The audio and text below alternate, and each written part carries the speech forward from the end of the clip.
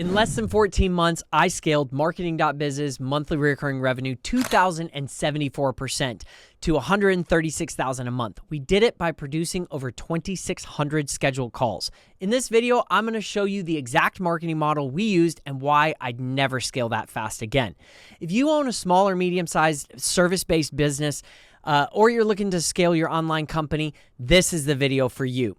Hey, thanks for watching. My name is Jonathan Bodner. 13 years ago, I was homeless, living in my car, when I made a promise that I'd never let my family go hungry. Soon after, I met some entrepreneurs and I fell in love with business. In the last 5 years, my businesses have generated over $17 million, including 2 multi-million-dollar exits. But don't let revenue and big numbers fool you. I have failed more businesses than I've started and lost millions along the way. If you'd like to learn from my million-dollar mistakes, hit that subscribe button real quick and let's get started. I'm going to dive into exactly how we scaled Marketing.biz so fast. I'm going to break it down into 4 core secrets, the core steps that fueled 2,662 booked calls and over 1,700 pitches and 2,074% monthly recurring revenue growth. Getting leads is one of the most important steps to scaling any company. No potential customers equal no business. Leads fuel your testing cycle to figure out exactly what works and doesn't work for your product and service. More leads means more sales. Without leads, business feels like a hopeless tunnel of despair. If Romans 5:3 were written for business owners today, it'd say, because we know that suffering produces perseverance and perseverance produces leads and leads produce hope. We booked over 2,600 calls in 14 months. About 60% of them showed up. So we pitched a little over 1,700 customers on 3 different core offers, and we wanted to find out which offer scaled. We actually found the offer that scaled faster than any agency on the market today. We didn't just use this model for our brand either. We used the same basic model to generate leads in 17 different industries. Most of our leads actually said no to us, and that is okay. It's important to remember marketing is a science and not an art. You need reps. Each no teaches you what doesn't work and what you need to change in your script and your process. So pay for the training, get the reps, and master your business's model. Let's go ahead and jump in. All right, step number 1, the paradigm shifting brand promise. Most people think a brand is just a logo. A brand is what people remember about you. That's why we start with a paradigm shifting brand promise. Our business did about 6 sales a month and charged $400 a month before we did a brand promise. When we mastered the right brand promise, the next 30 days, we hit triple the leads and 20 sales at $800 a month. So in order to flood your business with leads, you need to change the way people think about your product or service. You need to actually shift their paradigm. They've seen millions of ads offering the same boring thing. The goal is to redefine the impact that your service can have on their life. Raise the bar on how far-reaching the results that you're selling can actually go. What does their life look like after you? Okay, let's go through the 5 elements of a paradigm shifting brand promise. So your brand promise is composed of 5 different things. The first thing is going to be your dream outcome. Yes, you've heard Alex Hormozi talk about this before. The dream outcome is probably one of the most powerful things that you can do for your business. It's all about what your customer's life will look like after they purchase. I tell people that all people want is sex and status. Like, that's it. And so if you can figure out how to pair your service to those 2 elements, like how is it going to make you a more attractive person? How is it going to raise your status as an individual? You can really push the envelope on what your dream outcome can be. And no, it doesn't have to be a feature. It doesn't have to be anything like that, as long as you've added some of your service elements into the rest of your brand promise. And so really go bold on the dream outcome, test multiple brand promises. Again, we have a format you can play with and fill out and, generate a couple of these. So time to outcome is the next element. So time to outcome is exactly what it sounds like. It's how long is it going to take for them to feel that outcome, right? So let's say that it is leads. How fast are they getting leads? If it's, hey, you're, restore hope with your family, restore peace to your family, if it's a counseling thing or something like that.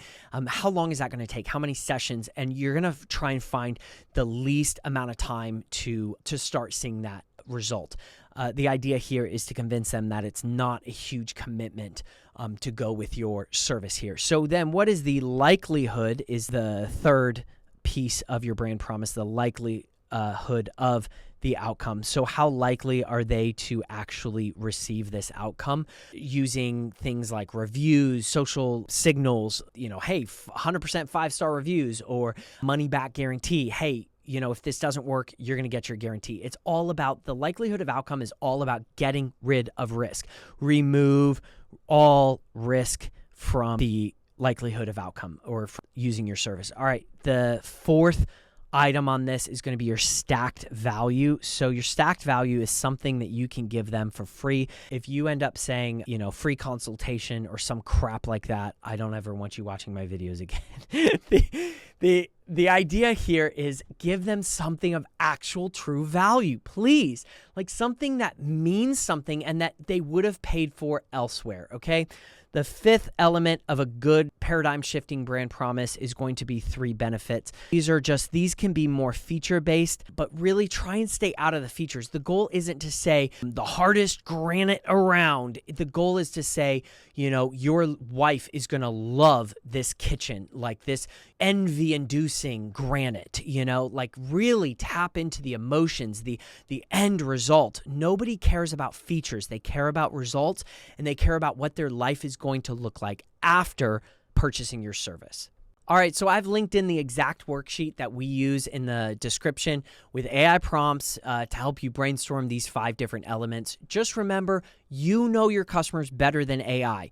We've tested 3 different promises in our company. We tested a hands-off AI-powered marketing. We tested reaching 1 million people on social media. That did awesome. And then the winner was we get you leads in 7 days or your money back. That absolutely exploded our business. All right, step number 2, a basic uncomplicated funnel. Everyone complicates marketing funnels. They believe they need all the bells and whistles. And honestly, you can definitely expand your funnel and constantly optimize and add more things, but keep it simple when you start. First, let's get one thing straight. No one needs a website. They need a lead page. Websites are clunky, too much information, and far too many calls to action.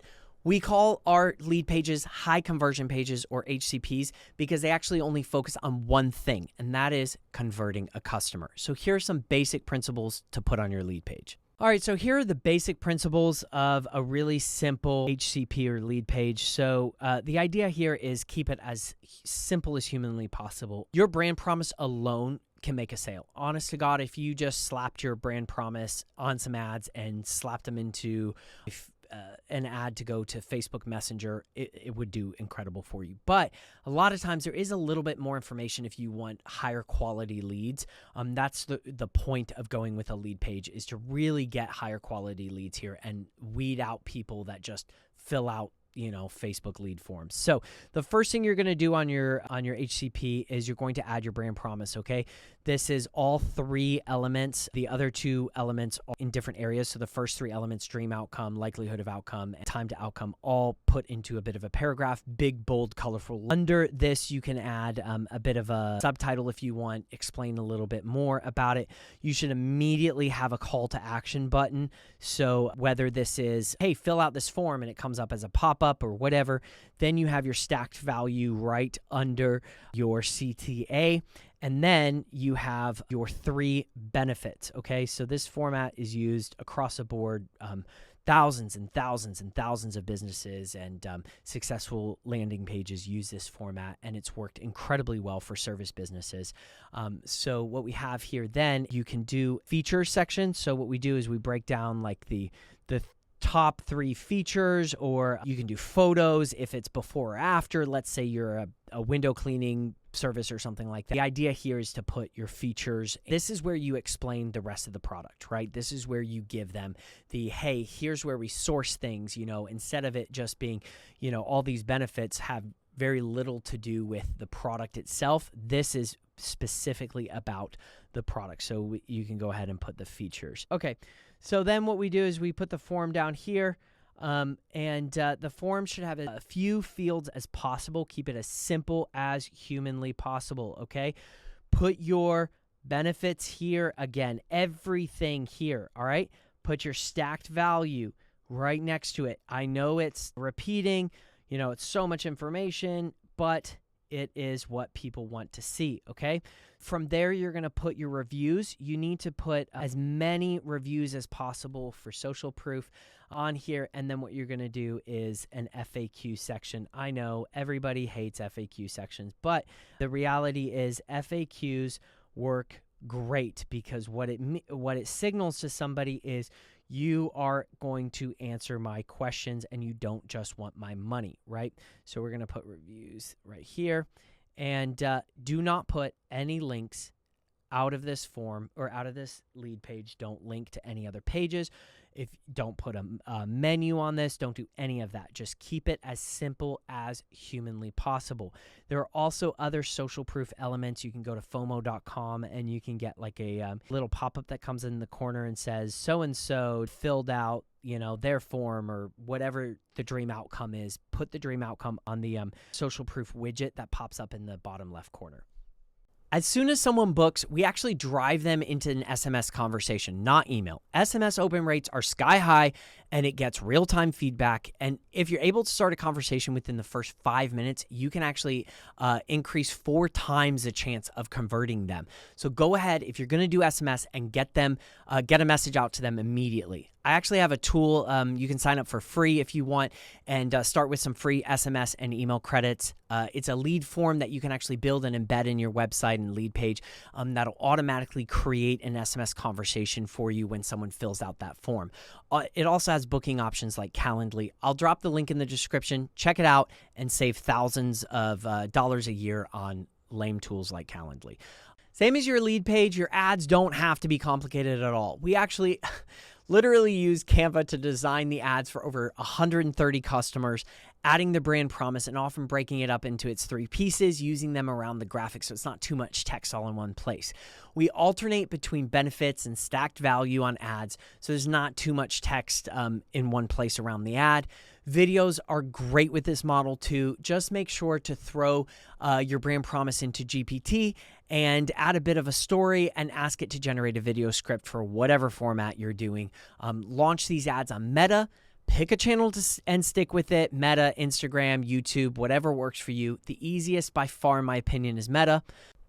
Okay, so when you're doing Facebook on Facebook ads, Meta technically, you want to keep it as broad as possible. So broad, interest-based, find 2 or 3 interests that your target market is going to want. Don't overcomplicate this. The next thing is, the pixel is really going to do the heavy lifting for you. You don't need to go in there and over-target your Facebook ads, okay? Let the pixel figure out, keep it broad, let the pixel find the people that you're looking for, and then as conversions start coming in, it will actually narrow down your audience to a much thinner targeted. So the last point here is going to be testing all ads. Test every single graphic. I would probably make maybe 10 graphics or videos, and then turn off the ads that don't perform. So after you start getting conversions, likely only 2 to 3 of your ads are actually going to perform. So keep those on and keep those producing and get rid of the rest because you're just going to burn through cash. Last tip, go ahead and make sure you're adding your pixel to your thank you page. That is just your website /thank you, and you can put text on there like, hey, we'll reach out to you or whatever you want, and you put the conversion element on there from Facebook, and that tracks that is actually a conversion. You can go ahead and slap that redirect after the form if you're using our form builder and lead generation form system, and you can also add the pixel to every step of the form if you want to track how far along people get with different goals on that form as well. All right, step 3, a killer script. Wait, don't jump off the video yet. Trust me on this one. I will say a lot of people hate scripts, but a good script took us from charging $400 a month all the way to $2,400 down and $1,200 a month at our peak. But the secret to getting the most out of leads is building and testing a killer script. A dope hack that we used was we recorded every single call and we uploaded the transcripts to AI and had it audit the call against the original script and optimize it from there. It's honestly the best hack that I have here. We scaled to 6 salespeople and then actually dropped back down to 3. We actually sold the highest when we had only 3 sales reps taking calls. We could handle way less leads, but we were far more efficient, had a higher close ratio, and scaled to 50 sales and $997 that month when we dropped back down to 3. So here's a quick script format that you can use and slap into ChatGPT and help you format and build out this script. All right, let's format a killer script.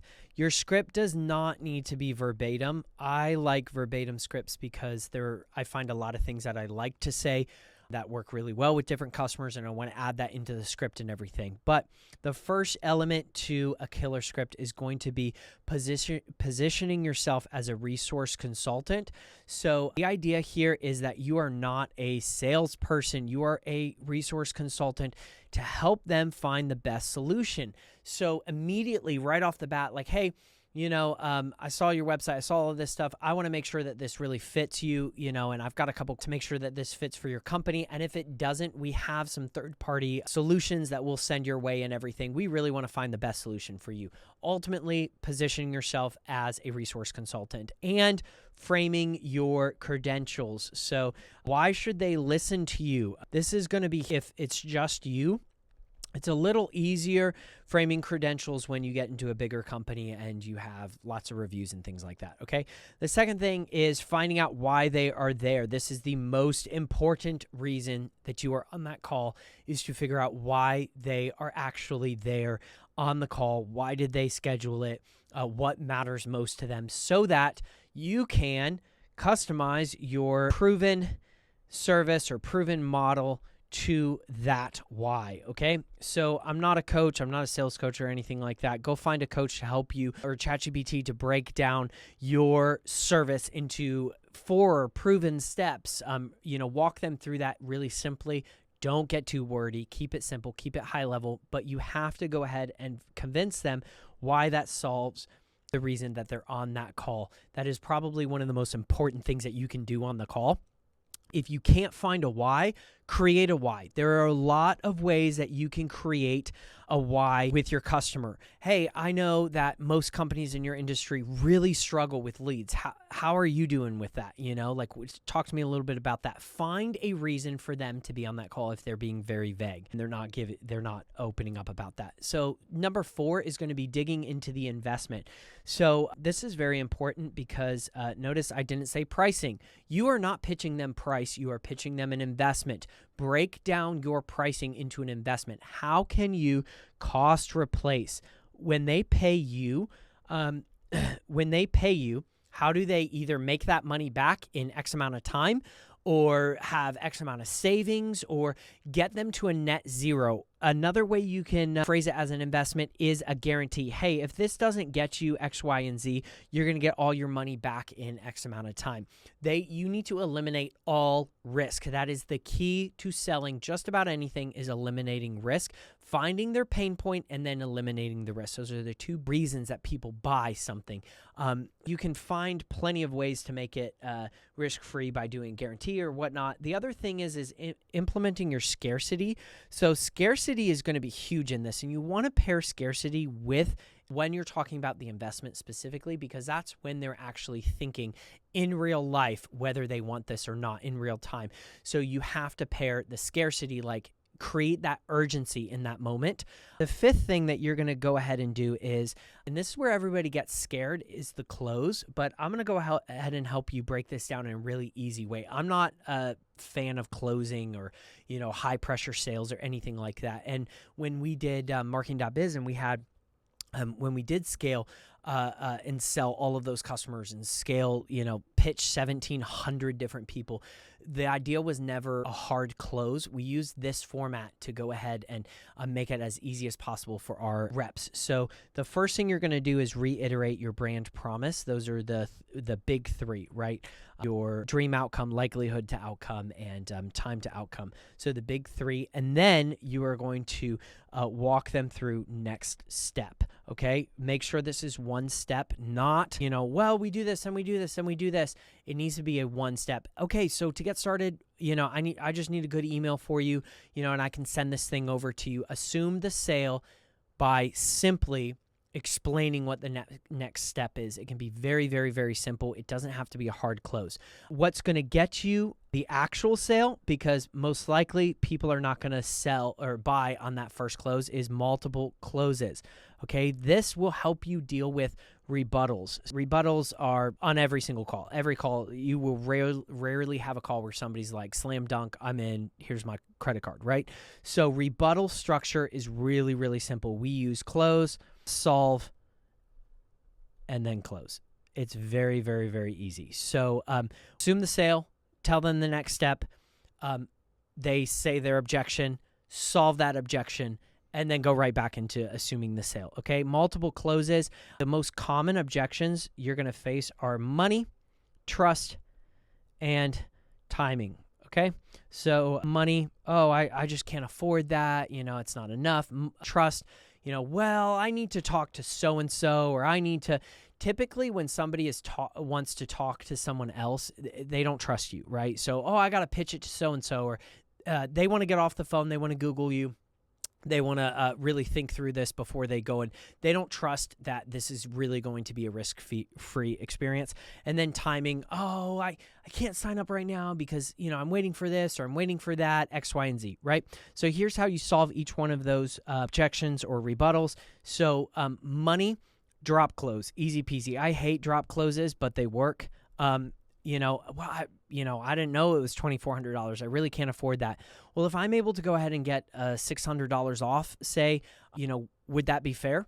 And saying, is that fair? Would that be fair? How does that sound? Things like that are perfect, because when you say, is that fair? How does that sound? Does that sound fair? What you're doing is you're communicating psychologically that you are compromising with them, and a compromise is a two-way street. So they immediately already feel like they've committed. So saying, is that fair, is your golden ticket after every single close. Okay. So, hey, if I'm able to drop this $600 on the setup today, and we were able to get it for $1,800 down. Does that sound fair? Sure. Yeah. Who's going to say, no, that's not fair? They obviously see the value in the product. Okay. So trust, this is a higher level close. So when somebody has an issue with trust, they want to talk to somebody, they want to, you just kind of get the feeling that they're just not, vibing with it, and they just don't feel like they trust you. It's often better to get somebody else on that call. And I have a solution. If you're the only one in your company, I have a solution for you too. But we call this the VP close. This is when a rep says, hey, totally understand your concern here. If you don't mind, I'm actually going to get my VP on the call real quick. Get them on the call and keep talking. Do not stop talking. Don't let them answer. I'm going to get the VP or my manager or whatever on the call. He actually has some thoughts and ideas for your brand, and he may be able to, help you out more than I'm able to help you out. And getting that higher authority on the call is huge, because immediately they feel special. They feel, some people feel a little bit pushed by this, but honestly, it works. It's a great tool to actually close the deal and make it happen. Timing. If timing is their issue, risk-free is everything, okay? Risk-free. So I don't care if that's timing like, well, I have to talk to my board, in a week, or I have to, anything related to a delay and them signing up not today. Most of our calls, over 50% of our calls, were actually closed on the call that day using this rebuttal format and these closes. Okay. So anything related to time, I have to talk to so-and-so, I have a meeting, I can't sign up yet. Risk-free is your answer. How do you get this to a net zero so that they are the hero when they go to talk to that person, or when they go to talk to their, their higher ups or whatever, their wife? We heard constantly, these are CEOs, and all the time, I have to talk to my wife. And that's awesome. I think that's great. But hey, there's literally no risk. One of the cool things we did with risk-free was, if somebody was really pushing back on it, we would offer them a 3-day grace period. So what that would mean is they have 3 days. If this isn't what they want, they have 3 days to get a refund, no questions asked, okay? So it immediately eliminates you're going to get refunds, but it doesn't matter. Your goal is to close as many of the right people as possible if you want to scale your sales. And then again, last point, is that fair? God, I can't write. I was homeschooled, y'all. Okay. Is that fair? Sound fair enough? Things like that. That is your golden ticket. Make it a compromise. All right, don't forget, throw this format into ChatGPT and let it write a killer script to start with. And remember to record every single call so you can transcribe it and use it later. Okay, why you shouldn't scale 2,074% in 14 months. Highly not recommended unless you have prepared every aspect of your business. Scaling that fast is a massive risk. As a small business, you risk your churn getting so high that you have actually no net growth and just stuck replacing customers. So please learn from my expensive mistakes. The first lesson that I would say is you've got to have the right brand promise before scaling. Test your ads with $500 to $1,000 and figure out which brand promise works best for you before you dump more money into ads. If people set up under a single brand promise and you no longer support that brand promise, avoid the trap of supporting multiple versions of your service. Migrate customers to a new offer or let them cancel. It's a slippery slope, honestly, hiring and managing customers you don't want to serve. Systems over people is the third principle here. Systems scale faster than people do. Employees are bloat. They require management, equipment, and lots of inefficiencies. Computers and automations scale. Most importantly, remember that business is an adventure. Have fun, don't sweat the small stuff, and go ham on ads. Thank you for watching, and do me a favor, if you're going to try this basic format, subscribe and keep me posted on progress. Also, don't forget to sign up free for the lead form and SMS platform in the description to simplify your lead generation.